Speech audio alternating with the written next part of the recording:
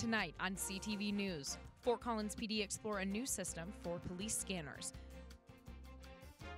And a look at Rams basketball before the season starts up. And later, CSU's only a cappella group sings their way through their first concert.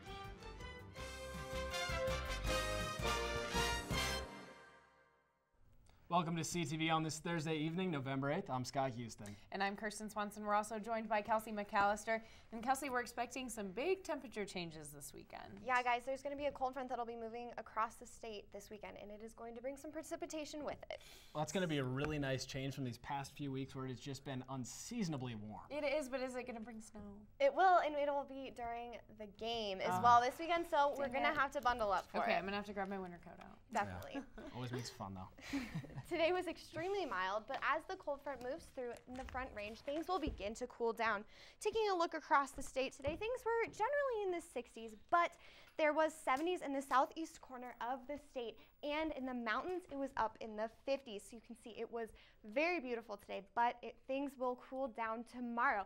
Temperatures will reach into the 60s yet again, but they will be cooler than today. This weekend is when the cold front will hit. It's coming across the United States on our west side. So you can see that it's over Utah and Nevada right now, bringing rain and snow showers. This cold front will pull into Colorado, bringing us a snowstorm, 60% chance of snow on Saturday. So let's take a look at our 7-day forecast. Tomorrow will be mild, with temperatures in the mid-60s and sunny skies. Saturday will cool down significantly with temperatures in the mid-40s and precipitation. Sunday, things will drop even more below freezing with 30 degrees and more precipitation. Monday will be in the upper 30s with sunny skies. Tuesday will warm up into the mid-40s with sunny skies. In Kirsten, Wednesday will be in around 50 degrees with sunny skies as well. Back to you guys. A little warm up to look forward to. Thanks, Kelsey. Sunday marks Veterans Day in the United States, and CSU is doing its part to honor our heroes right here on campus. Tiny American flags wave in the grass near Laurie Student Center. The 400 flags represent American soldiers killed at war. Veteran Services will also host a 5K run walk. Now, this is the third year for the 5K, and you can sign up through the website active.com. Now, going on this evening in the library, Veteran Services is hosting the Veteran Print Project reception. These pieces of art you see are from last year's reception. Veterans from CSU get the opportunity to sit down with an artist and tell their story. Then the artist depicts that story in a piece of artwork. Go see the pieces from this year's collection. You can find them on display in Morgan Library.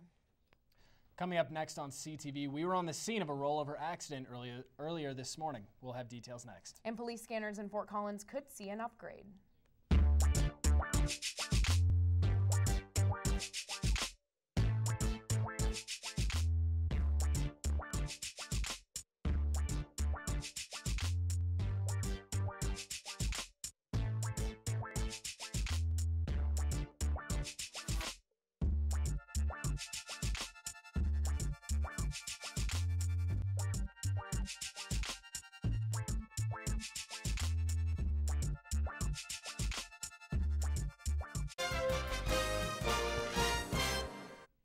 A car crash today west of campus left one car totaled. This Ford Expedition was hit and flipped 4 times, but thankfully no one was injured. It happened at the intersection of Taft Hill and Mulberry. A blue Subaru driven by Ariana Rowe ran a red light and hit the Expedition. The car landed in a residential area. It did not cause any additional damage. If you own a police scanner or have the app on your phone, you might be hearing nothing but static next year. CTV reporter Wayne Stafford has the story on plans for a new encryption system. In the coming months, the Fort Collins Police Department will be discussing plans for the installation of an encryption system in their radio transmission. Because we now have the capability to encrypt or make our radio system so that you can't hear it at no cost to the taxpayer, I think we have a responsibility to have that conversation. As our technology is advanced, so has the technology available to the general public. In order to listen to police radio traffic before, you had to spend some money on an expensive scanner, from Radio Shack or someplace. And there was some effort involved in that. Right now, anyone can get access to a police scanner. Like most smartphones, there's an app for that. And also there are sites online like radioreference.com that allow the users to listen to police chatter from across the country. All you have to do is just click on the state, and the county, let's say Larimer County, and you have access to police, fire, and emergency medical radio communication in Larimer County. And the students here at CSU are split on the issue. I can definitely see both sides as far as not wanting criminals to be able to get away more easily, but I don't know, I kind of see the other side more as far as transparency being really beneficial. Although limiting our freedom of information, public safety is the police department's #1 priority. It's really a conversation about officer and public safety, and also restricting what should be very restricted information. Until cooperation is met from all agencies in Fort Collins, including fire and emergency medical services, the encryption system will not be put into place to ensure the efficiency of these agencies. Coming up after the break, basketball ticket sales may be lower than Coach Hugh Stacy hoped, but the season is looking bright. We'll be right back. So, I got this new family, and I don't know what it is about this one, but she can't seem to put down that toy all day long. Tap, tap, tap, tap. Oh, and she even talks to it. She talks to that more than she talks to him. What's up, bro? Nice shirt. Who's she talking to? Her mom? She talks to her mom a lot. Hey students! ASCSU is your student body government. To find out more, come visit us in room 109 of the LSC. As CSU men's basketball prepares for their season opener against Montana, head coach Larry Eustace is excited but disappointed with season ticket sales so far. There have been over 1,000 season tickets sold, but while this number is up by 11% ago, it is still not on par with the sales at the University of Colorado at Boulder. A large factor that may be deterring fans from purchasing season tickets is the price. With a price over $200, they are the highest among NCAA Division I programs in the state. And Kirsten, I know Coach Hugh Stacy is disappointed, but this isn't really a basketball culture yet, and it's his job to really make it one. It really is. I think we have a lot of momentum, though, coming off of last season. So I think those seats are going to fill up pretty early. We have some pretty good games earlier in the year, and I think students are really excited to get in there and cheer on the Rams. Yeah, we do have a lot of momentum coming out of last season, and a lot going into this season, which is looking very bright. Last season was the beginning of a new era of CSU basketball. It brought in success that the team had not seen in over a decade. Coach Tim Miles led the team to an incredible season and its first NCAA berth since 2003. But this season ended with disappointment. The Rams lost in the first game of the tournament 41-58. And then a few weeks later, even more bad news as Coach Tim Miles announced that he was taking a job at the University of Nebraska. All that excitement had suddenly faded. But on April 11th, Athletic Director Jack Graham announced the hiring of Larry Eustace. Thanks for having me. We're going to do great things here. We're going to do exceptional things here. Eustace was the former coach at Southern Miss, the only team to beat the Rams in Fort Collins last year, and he led the Golden Eagles to an 8th seed in the tournament. But the focus is not on the past in Tim Miles. The focus is right here for this upcoming season. The transfer everyone is watching is Colton Iverson, a 6'11" center from Minnesota that won Big Ten Freshman of the Year awards 2 seasons ago. He will be able to fill in the middle of the court in a way that the Rams have not been able to in years. With that, the Rams are turning most of their starters from last year and other transfer Daniel Bejarano playing. Expectations are enormous, especially with the Rams receiving top 25 preseason votes.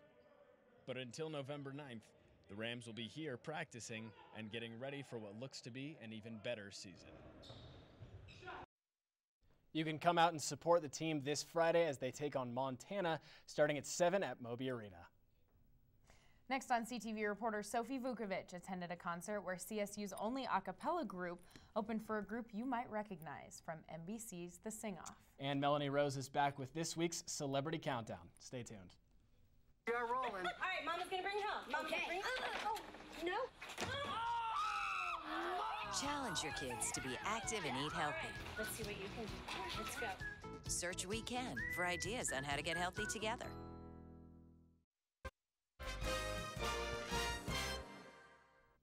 Last night, the Laurie Student Center hosted an a cappella concert, and CTV reporter Sophie Vukovic was there to catch all of the action.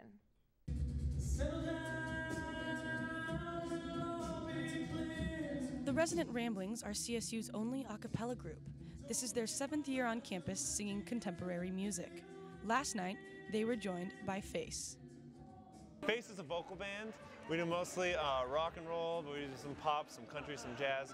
We make all the sounds of the instruments and everything with our voices. Some nights I stay up, cashing in my bad luck. Some nights I call it a drug. You're in Face, you're famous. I really enjoyed just getting to see those guys. They're really cool, and all of the members are really awesome, really musically talented. They're really good, and there's only 5 of them, and they're all really, really nice people.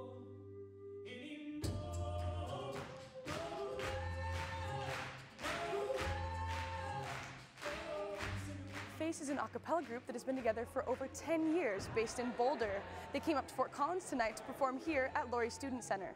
Face was on season 1 of the Sing Off in 2009 and has won many awards, including national runners-up twice.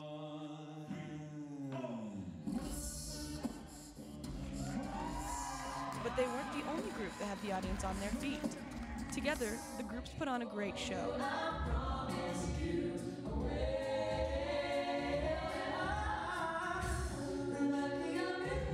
You can find more information about the Ramblings on their Facebook page, Resident Ramblings.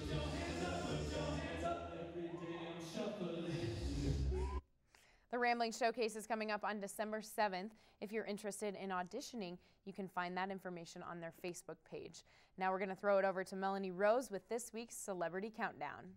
Welcome back to Celebrity Countdown. He's Ryan Green, I'm Melanie Rose, and Barack Obama, congratulations. Now moving on, today we're going to talk about how Disney bought Star Wars for $4 billion. Ryan, what are your thoughts about this? I'm kind of eager to see what Disney does about it, but I don't have my hopes up that much. What about you? I don't know, I'm kind of done with it. I think they should stop it while they're ahead, you know? Say this, if they don't have Harrison Ford playing Han Solo, I probably won't want to see it. But if they had someone else, who would you want playing Han Solo and like Luke Skywalker? I want Ryan Gosling. You want Ryan Gosling to As play Han Solo. Okay, no one would see that movie. I'm thinking Gerard Butler is Han Solo, and I don't know, some up-and-coming actor as Luke Skywalker. I don't know. Justin Bieber? Ew. Ew. Justin Bieber can play Leia. Okay. Speaking of Disney, the 90s show Boy Meets World is creating a spin-off called Girl Meets World. Now, I don't know about you, Ryan, but I'm really excited for this show. I never really watched Boy Meets World. So like the last time I actually sat and watched the Disney Channel was 10 years old. I definitely still watch the Disney Channel. When is Patrick from SpongeBob gonna get his own spinoff? That dude is in need of a spinoff. That's Nickelodeon. No, there needs to be a show on TV where just a short, fat, dumb person has their own show. Oh, Snooki has their own show. Ooh, yep, that already exists. And the new show, Girl Meets World, has the original cast of Corey and Topanga. Cool, Gesundheit. I didn't sneeze. What was the thing you said at the end then? Topanga. That's her name? Yeah. For our top story of the day is Miley Cyrus was offered $1 million to film a softcore porn. Do you think she's gonna do it? No.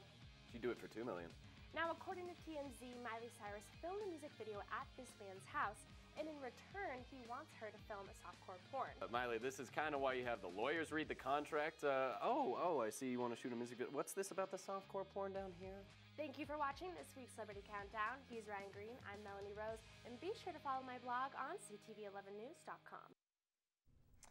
All right, well, it's a big weekend for the Rams. We have basketball tomorrow night. Absolutely, right? Yep. Basketball starts at 7 at Moby tomorrow night. And then we have a home football game on Saturday. One of the last ones of the season. Don't let the snow and wind deter you. Come show your Ram pride. You can do it. All right, well, that's all the time we have for you tonight. Be sure to visit our website, ctv11news.com, for any stories you saw tonight. You can also follow us on Facebook and Twitter for all of your news updates. Thanks for joining us. Have a great rest of your night.